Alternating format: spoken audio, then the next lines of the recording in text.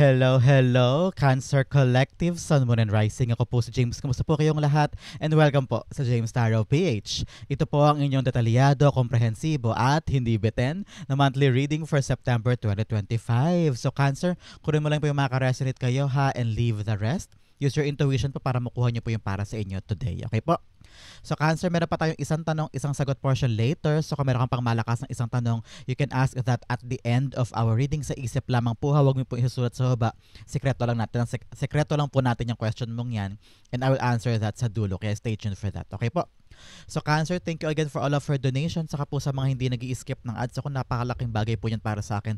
Thank you very much po for your generosity, for your kindness, for your love sa ating channel every time na meron po tayong free reading for Cancer. So from the bottom of my heart, thank you again for not skipping the ads.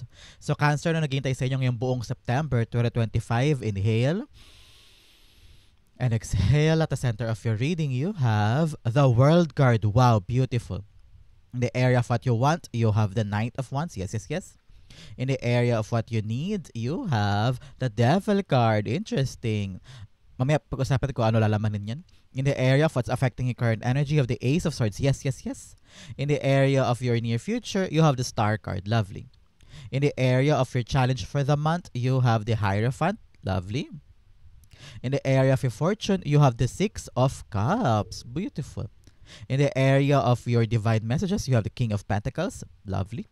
At ang outcome mo for the month, ito yun, bago tayo tumulay na October. Ano kaya siya? Mamaya sabay-sabay ito siya bubuksan at the end of our reading. But first, Cancer, ano muna lingering energy in your background? You have the Knight of Pentacles. Wow. Nakita ko ito, Cancer, this is a time for you to slow down. Okay? Parang sabi ng spirit guides mo, oy, relax ka lang. Okay naman na lahat. Magiging maganda ang lahat. So, you don't need to panic. You don't need to rush. You don't need na maging aligaga o maging mataranta, no? Parang ito yung pagkakataon na pag mas relax ka, mas okay ka. Pag mas payapa ang isip at puso't katawan mo, mas makakapag-isip ka ng tama. Most especially, pagdating sa iyong mga desisyon. Some of you this month, Cancer, according to your planetary alignments, marami kang mga movement when it comes to your job, no? So solar eclipse po this month, no? Dalawa ang eclipse natin, solar and lunar eclipse, magkaibang petsa yan. But most especially, yung solar eclipse po on September 21 might bring yung career development or new job opportunity. Kaya kung meron kang pinaplano ngayon, nilalakad ng papeles o pinipilahang trabaho, interview, or diskarte pagdating sa inyong karera o pagdating sa inyong negosyo, ngayong buwan na ito magkakaroon ng magandang bunga yan. Magandang pag-andar, magandang paglago, kumbaga. And sinasabi ng spirit guides mo, kung ano man itong itatanim mo, it will be fruitful para sa'yo. No? So, huwag ka mag-alala.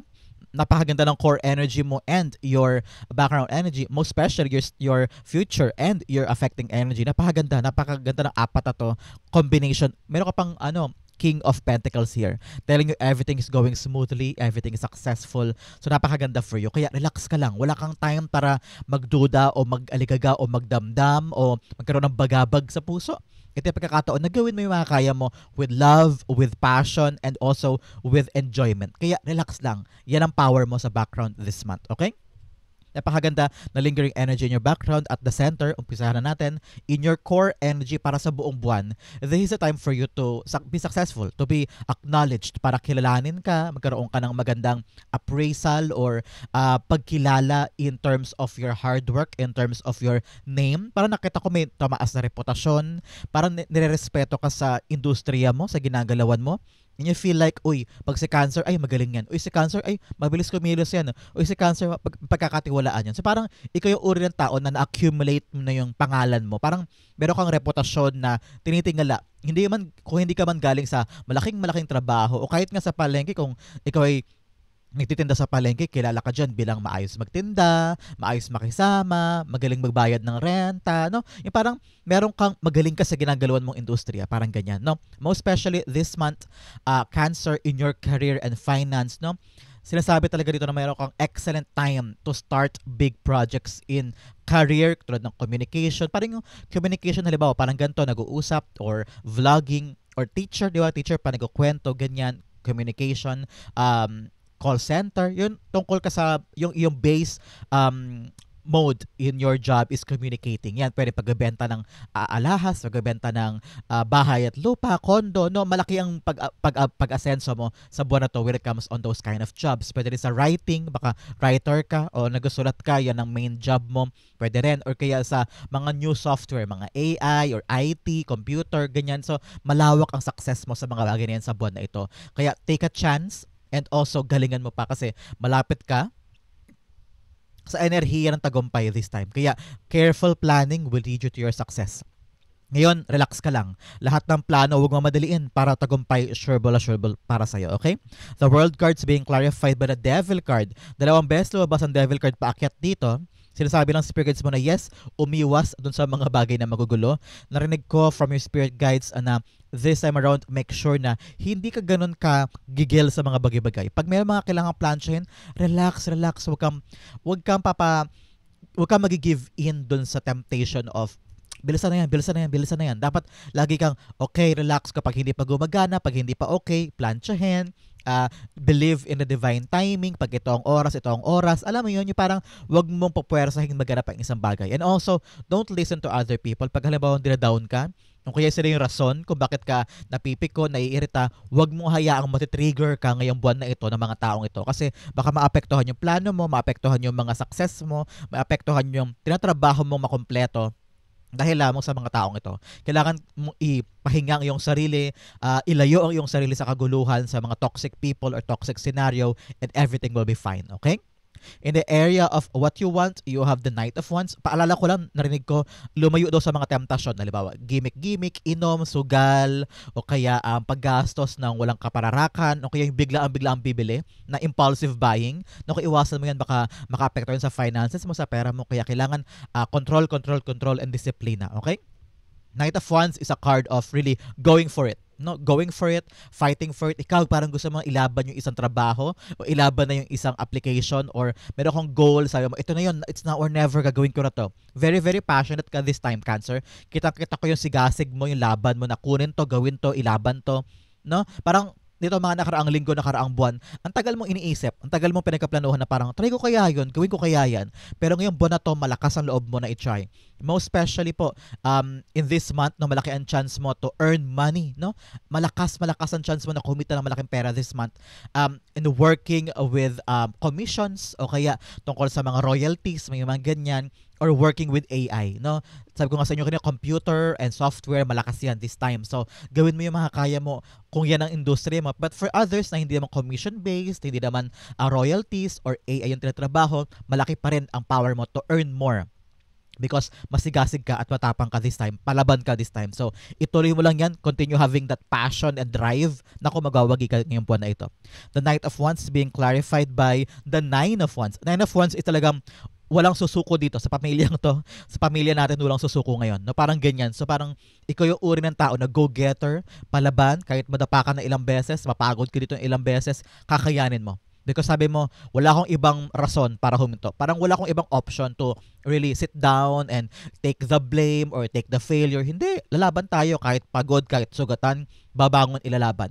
Nakita ko na parang ito na yung last chance. Sama view ha, para sa iba narinig ko, parang ito na yung chance ko, ilalaban ko na, isusugal ko na. Parang it's now or never, parang ganyan. So, nakita ko talaga na good news is gonna come to you because Knight of Wands is a deliverer of good news. Kaya, kung alam mo ito, pinag-sumikapan mo na ayaw mo sakuan, huwag ka mag-alala, magkakaroon ka ng good news dyan. Okay?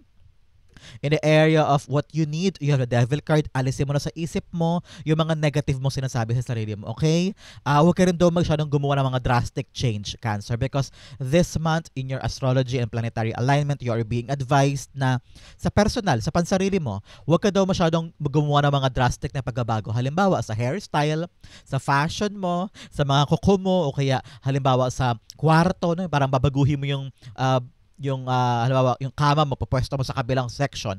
Para sabi ng spirits mo, kung ano yung nakasanayan, mag-stick ka daw muna doon. Next year mo na baguhin, okay? Don't make something that will drastically change everything in your life. Baka maapektuhan yung frequency of your swerte or your abundance, no? Kaya kailangan stick on what you know muna. Pagdating sa personal, hindi sa trabaho, hindi sa career, hindi sa pera. Sa personal mo, sa pansarili mo, yung mga hairstyle, fashion, sapatos, o kaya routine mo sa pagkain o routine mo sa mga dieting o sa exercise, kailangan parang stick na lang muna doon sa nakasanayan mo kasi baka may ma-derail ka pag nagsubok ka na iba o nagtry ka na ibang mga bagay na medyo kakaiba for you this time. So, relax ka lang. And sabi rin sa spirits mo, hoy, huwag ka makikinig sa sinasabi ng iba ha. Make sure na kung ano yung pangarap mong sundin mo. Magkaroon ka ng malakas na tiwala sa sarili. Because people around you, marami silang empty words. Marami silang mga etche-biracheng pwedeng sabihin at baka maka-apekto sa mga plano mo. Pero kung ikaw yung uri ng tao na mag-stick ka to yourself and stand by yourself and talagang with conviction and malaking paniniwala sa sarili, kakayanin mo. Okay? Devil cards being clarified by you have the Four of Swords. Yes, ikalma mo ang puso mo. Minsan sabi ng spirit guides mo, parang narinig ko, matutunan mo this time na takpan ng tenga. Takpan ng tenga sa mga negativity, takpan ng tenga o lumayo sa mga taong magugulo. Nakita ko na kung ito yung family members, napakahirap, no? Kung family members ang very toxic, mga anak or pinsan or tita or mga magulang, naku, napakahirap niyan. Very, very taxing and very, very mahirap. Super. Lalo kung blood-related yung mga toxic sa buhay. Pero sabi ng spirits mo, ikalma mo ang puso mo. Minsan daw parang wala ka nang dapat baguhin pa sa kanila. Either ikaw na yung lumayo, ikaw na yung magpasensya, ikaw na yung bumitaw, and keep your peace, no? Kung may mga bagay na umaago ng attention mo, ng effort mo, ng power mo, para i-drain yung energy mo, kailangan daw lumayo ka na at lagi mo daw isipin yung peace of mind at ang iyong safety, no? Para ikaw na lumayo at isipin mo na lang, ay, wala akong lakas para labanan yan, wala akong lakas para harapin yan, pabayaan ko na kayo, parang ganyan. Ikaw na mismo ang gumawa ng paraan para yung peace mo maparatili mo sa life mo, okay? In the area of what's affecting your current energy, you have the Ace of Swords. Yes, palaban ka ngayon. Go-getter ka talaga. Ace of Swords is really clear mind. Malinaw na malinaw sa isip mo kung anong gusto mong gawin. Malinaw din kung ano yung ayaw mo. Malinaw din kung ano yung mga panggulo na pwede mong bitawan, pwede mong putulin. This is all about you fighting. Espada, hanggang sa magugi ka. Wala kang uurungan ngayon. Kasi talagang Ace of Swords is affecting the World card. Ibig sabihin talagang palaban. At hindi ka hihinto hanggang sa magtagumpay ka. At kayang-kaya mong lagpasan or pagtagumpayan itong mga negatibong tao o negatibong mga sitwasyon or obstacle. Nakita ko talaga, this is a time for you to win. This is a winning moment for you. Kaya talaga sa career and finance mo with your planetary and alignment, napakataas talaga ang chance mong lumago sa karera o magkaroon ng aumento sa sahod o paglaki ng kaperahan. Basta husayan mo lang ha. Baka kalabanin mo kasi dito mga pag-atras o pagkakaroon ng kampante ka, yung parang hindi ka na kumikilos kasi para feel mo, ay mananalo naman ako dyan, hindi ko na kailangan mag-effort. Hindi. Kailangan mo pa rin ituloy. Kailangan mo ilaban. Ace of Swords like winning the battle. Talagang dire-diretso kang laban. Walang hinto, walang patid. Kasi sabi mo, kailangan ko magwagi. Kaya kailangan this time around, ikaw, Cancer, talagang palaban, hindi hihinto, hindi papasakop kanino man, parang ganyan, okay? Ikaw yung uri ng tao na, go, push, kaya natin to, hindi tayo susuko.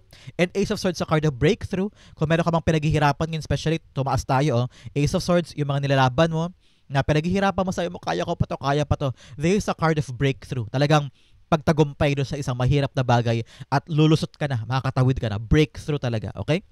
Ace of Swords being clarified by you have the Emperor card. Wow, yes, tapang, dedikasyon, disiplina, no? Importante, Cancer, dapat may disiplina this time na ituloy yung laban, ituloy yung ginagawa para hindi lumaylay, hindi mawala sa focus, hindi ka ma-distract, no? Kung may disiplina ka sa pangarap mo, talaga nakatutok ka dyan kahit puyat, kahit pagod, kahit na dilat ang mata mo pagising mo, dilat pa rin at parang tuyong-tuyo na, pero sabi mo, hindi, laban to, kaya ko to, no? You're completely showing up every single day at makukuha mo itong breakthrough na to, okay?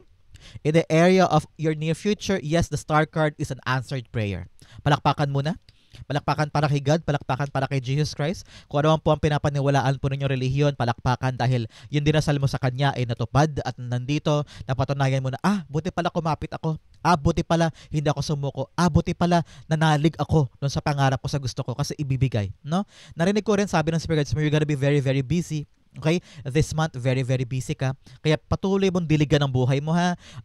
Narinig ko, drink a lot of water, magkaroon ka ng maraming time para magpahinga, a time for yourself, and continue hoping. Huwag kang mawala ng pag-asa, halimbawa may gantong aberya, ay naku, wala na. Hindi, lalo kang kumapit sa faith mo na ilaban pa. Kahit maraming aberya, kahit maraming mga doubters or etchebereche sa paligid na hindi naniniwala sa'yo. Pero ilaban mo yan.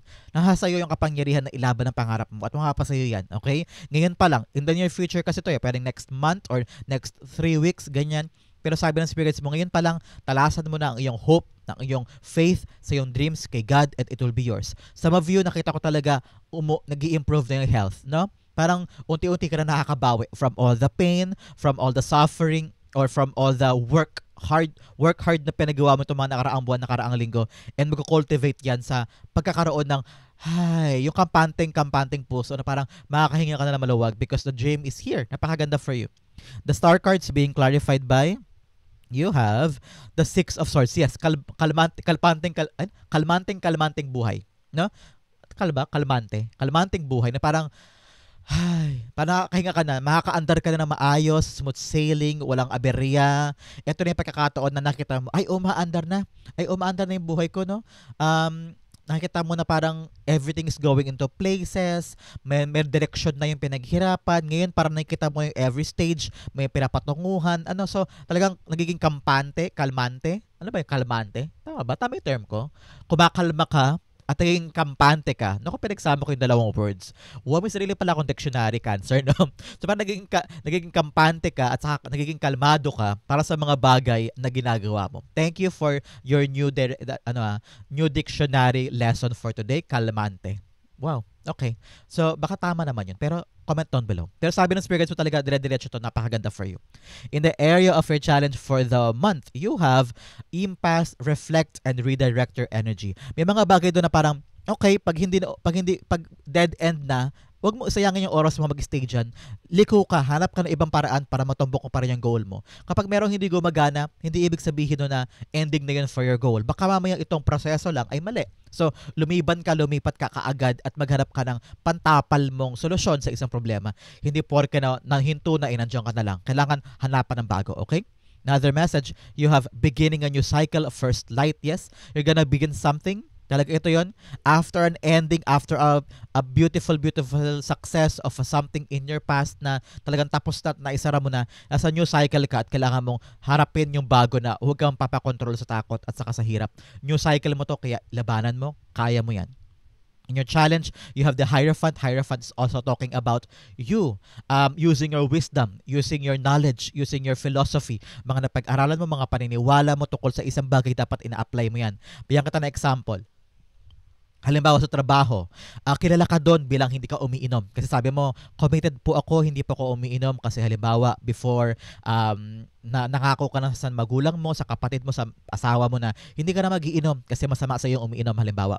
And then si boss sa trabaho, nagaya kumain sa labas. Tapos biglang nagpainom. Sabi, inom ka naman. Pero dahil may knowledge ka, may wisdom ka, meron kang philosophy or values na pinapangalagaan at kinakapitan, sabi mo, sorry boss, I respect you, pero hindi po talaga ako umiinom. So kahit pinipeer pressure ka na, kakapit ka sa pinapaniwalaan mo kasi alam mo yun yung pinapanindigan mo. No? So parang ganon yung example ko, Cancer, na whatever you value as a core philosophy sa buhay mo, panindigan mo yun because it will lead you to more places. Parang respeto ang aanihin mo dito.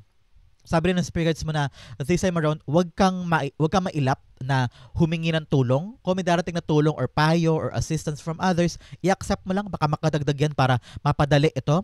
Pero be careful to whom you ask help, ha, because you have the devil card in your core. Ibig sabihin, may mga tao dyan na pangit or mapanlin lang ang kanilang mga plano o mapanlin lang ang kanilang mga idea or pinapagawa sa'yo. Some of you parang narinig ko, ha, parang nakadena ka or feeling mo pinapagawa sa iyo mga bagay na labag sa iyo, labag sa puso mo, labag sa paniniwala mo o labag sa sarili mo na parang sabi mo, kailan ba ako makapagsalita ng diretso sa kanya or mga sabi sa kanya, huy, ayoko nang gawin niya pinapagawa mo. Sorry, ilabag sa gusto ko yan, hindi yan para sa akin. So, magkaroon ka na lakas ng loob na humindi kung ayaw mo. And also, nakita ko rito na magkaroon ka ng discernment kung sino yung katiwa-tiwala na boss or supervisor or mentor or teacher na makakatulong sa'yo. Minsan mararamdaman mo naman yan kung sino yung katiwa-tiwala, kung sino yung dapat kong samahan, kung sino yung mga ideals and values na dapat kong i-emulate, maging role model ko, no? Ngayon, time talaga sa'yo para pag-isipan niya at damdamin yan kung ano yung mga totoo sa'yo, okay? The Hierophant is being clarified by you have the World card. The World card dalawang beses lumabas pero nasa challenge mo. Ibig sabihin talaga yung success mo at tagumpay ay nakadepende sa mga pinapaniwalaan mo. Nakadepende sa mga sinusunod mo. No? Time na ba to para kumawala sa mundong ginagalawan? Para magkaroon ng bagong pag-iisip or bagong atake, no? O mag-i-stick ka sa plano, mag-i-stick ka sa routine, mag-i-stick ka sa lumang sistema na yun ang ginagawa for a very long time. Para sabi mo, susundin ko ba yan o kailangan kong gumawa ng makabagong paraan para mag-succeed ako? So that the answer is yours, no? Are you gonna follow the rules or come up on a new adventure or a new way kung para sure ball ang tagumpay, parang ganyan. So, nasa tamang plano yan kung a-approve ba sa'yo o mag-stick sa'yo o gagana sa'yo or hindi. So, you have to really plan. Okay? In your fortune, you have, yung tatlong cards, your heart's desire is closer than you think. Yes, yung mga dinedesire ng puso mo, kaya talaga may dalawa kang devil card here eh. Minsan kasi si devil card, hindi rin to masama minsan. It's talking about your heart's desire. Yung mga deepest desires. Ano yung mga deepest desires? Yung mga bagay na hindi mo kinakwento sa ibang tao pero pangarap na pangarap mo. Halimbawa, gusto mo makasal sa isang foreigner pero hindi mo sinasabi sa ibang tao kasi sabi mo, ay nakakahiya, baka isipin nila afam lang bet na bet ko. Yung parang nakakahiya ikwento pero yung pinakahinahangad ng puso mo, yun siguro pinapatunguhan din ng devil card dito na parang, uy, may mga deepest desires si Cancer, ayaw niya i-share pero yun talaga yung mga gusto mo. Parang ganyan. So, congratulations, meron kang mga minimiti sa buhay mo na malapit daw matupad. Okay? Another message, you have a forgotten spell will bring a forgotten spell will bring unexpected joy. O meron ko daw mga dinasal dati, mga minanifest before na nakalimutan mo na pero ngayon matutupad. So congratulations. Maganda yan for you. Baka magulat ka na lang, ay dinasal ko pala to dati. Ay o nga no, nung teenager ko, ito yung dinasal ko. O kaya nung nasa past job ko, ito yung hiniling ko kay God, binigay sa akin. Parang ganyan. No? So expect unexpected answered prayer. Ito talaga yun, mga dinasal mo kay God. Congratulations. Another message, you have a guardian spirit watches over you. Feel their presence. Yes, meron ka doon na mayapang guardian spirit na pinoprotektahan ka kaya pagtirik mo sila ng kandila mamaya para pasalamatan sila. Okay? In your fortune, you have the Six of Cups here. Six of Cups all about connections and solid relationships. Kaya ngayong buwan na ito, napaka-solid ng iyong mga ginagawa sa bahay or sa pamilya. Especially in your planetary alignment in home po, sa bahay ninyo. Yung Mercury moves to your domestic sector on September 2. Kaya magpo-proseso ka o mag-focus ka ngayon sa pamilya, sa maintenance project, baka meron kang kinukumpuni sa bahay, may mga home decoration o meron kang aayusin. Mahalagang time to para sa inyo. And also, ini-improve mo yung mga bagay sa bahay. Okay? Or kaya meron kang mga guests, baka meron kang papapasukin sa bahay mo, makikitulog, o meron kayong mga bisita, o mga kamag-anak na luluwas at sa inyo makikitulog, parang ganyan. So, it's time for you to really cultivate those connections with the people that you love or closer circle, parang ganyan. Sinasabihan ka rin ng spirit guides mo pagdating sa pag-ibig, no, Cancer, this Mercury entering Libra on September 18, magkapaboost to sa yung flirting skills and social life. Talagang pakikipag-ugnayan, pakikipag-meet up or dating, ganyan. So, malaki ang chance mo this time. Also, while Venus is in your 4th house, bringing charm and parang romance. So congratulations, may mga magagandang bagay papunta sa inyo pagdating sa inyong buhay pag-ibig at buhay pamilya. Kaya ngayon, cultivate many time with the family. Yung mga away gulo, nako, i-let go mo yan. Kailangan talaga close kayo. Mas maganda ang samahan, mas maayos at mas kakapitan ka ng swerte pag ganun. Okay? The Six of Cups being clarified. But the Six of Cups, wow, six all about reflection, pagtanaw sa nakaraan, pagtanaw sa mga pinagdaanan before at kung nasaan ka ngayon. Pag napareflect ka, may isip mo, maganda pala ang buhay ko this time kaysa dati. So wala kang chance at wala kang panahon para bigyang buhay yung mga nega. Kasi maganda naman ang buhay kung iisipin mo at okay ka. No? Yung mga past, kalimutan, yung mga painful memories, learn to forgive and learn to forget and always cultivate the good relationships. Okay? In the area of your divine messages, you have the answers you need are coming. Kung may mga question ka ngayon, halimbawa may hinihintay kang tawag, text, chat, or development sa isang exam, development sa isang visa, no, the answer will come. O kaya meron kang mga bagay na, ano kaya sinabi niya? Ano kaya pakiramdam niya? May mahihita ba ako dito? Meron pa ba akong sagot na makukuha sa kanya? Ngayong buwan na ito, masasagot na yan at makakontento ka na sa mga mangyayari. Okay? Another message, you have a new romantic cycle begins. Yes, kakasabi ko sa inyo, malakas na malakas ang tawag ng pag-ibig para sa buwan na to. Sa mga naghahanap ng pag-ibig, congratulations. But for those na may partner na, huwag ka mag-alala because ito yung buwan na titiba yung pag-iibigan ninyo. Lalaki at magkakaroon ng spice and excitement ang inyong buhay pag-ibig. Magiging matatag yan. So congratulations po para sa inyo. In your divine messages, you have the King of Pentacles. King of Pentacles all about focusing on the goal, focusing on your money, focusing on your growth. Paglago, no? Wala kang time para maging pabaya or magkaroon ng distractions with a devil card here. Baka ma-distract ka with other gimmick o kaya pag-lose tayo ng pera o kaya hindi magandang paghawak ng pera. Kaya kailangan ngayon maging masinop ka, maging sigurista ka ha. Hindi pwedeng mag-invest kaya ako dyan, mag-invest kaya ako doon, mag-invest kaya ako dito. Puro palabas, no? Kailangan iniisip mo muna. Sigurista, kailangan isipin mo, ay, mananalo ba ako dyan? Ay, pag ba naglaan ako ng pera dito, sigurado bang babalik sa akin? So, kailangan iniisip mo muna yung practical na paraan mo sa pagkuha na o paglabas ng pera. Kasi baka mamaya patalo yan. Huwag kang kikilos ng patalo. Very, very important for you. King of Pentacles, being clarified by, you have the Two of Swords. Yes, it's all about your decision making when it comes to your money, when it comes to your trabaho or negosyo. Kailangan pinag-iisipang mabuti. Hindi pwedeng mabilis. Especially yung dalawang card na nagsabi na mag-isip ka muna. The Knight of Pentacles and the Two of Swords. Pag-isipan, pag-isipan, pag-isipan. Huwag mabulagan sa magagandang salita. Huwag mabulagan sa mga pinapakita sa iyong papeles na, uy, ang ganda nito, uy, ang ganda niyan. Kailangan magre-research ka at itimbangin mo muna. Huwag kang papaloko, okay? Sayang ang pera, sayang ang wealth mo, sayang ang material belongings mo. Huwag basta-basta magkitiwala. Especially kung inaalok ka. Pag may ino-offer sa'yo, lagi mag-research, lagi magtanong, lagi magduda. Pangalagaan ang iyong pera, okay? Ang outcome mo ito, but first bigyan mo ng fortune cards. Unang-una, you have woman, babae daw sa buhay mo, baka may concern sa kanya. Another message, you have elephant, a long journey, either physical or mental, will leave you wiser at the end. Yes, you have both the world card here. May travel abroad or may travel sa ibang lugar. Congratulations po. This is a good time for you to travel, okay? Especially sa lunar eclipse on September 7. May travel ka talaga, may bring focus on foreign trips, foreign love life, baka may afam ka, or meron kang trip abroad kasi meron kang pag-aaral, parang ganyan, school-based, ganon. Another message, you have eagle, triumph over troubles and obstacles. Yes, magkatagumpay ka doon sa mga problema, kaya relax ka lang. Another message, you have basket, recognition, and reward for merit. Yes, meron ka daw pagkilala o tagumpay o meron kang trophy or sabi ko nga sa inyo kanina, may mga commissions or meron kayong mga royalties. So, good luck, good luck, good luck. Ang outcome mo, Cancer, ito yon. But first, ihanda mo ng isang tanong, isang sagot mo yan. Sasagutin ko yan after this, okay? Ang outcome ni Cancer for September 2025 ay you have, wow, the moon card. Answers talaga. The answers are coming. Kung ito mga nakaraang linggo, nakaraang buwan, puro ka tanong, puro ka hindi sigurado, ngayong buwan na to, magka-come up na on the surface yung mga questions mo at may intindihan mo na kung bakit. Kaya pala ko iniwan ito kasi dito. Kaya pala ako natalo dun because of this. Kaya pala iniwan ko yung trabahong yun dahil ito pala yung para sa akin. So, magkakaroon na ng saysay, magkakaroon na ng meaning na maunawaan mo na yung mga dahilan sa mga nakaraang bagay. And everything now, parang buong-buo ka na para tumulay ng October, okay ang lahat, planchado ang lahat. Okay? Believe in your intuition, believe in yourself, everything will be fine. Especially sa mga desisyon. Pagkatiwala yung tawag ng damdamin para tama ang desisyon mo. Okay?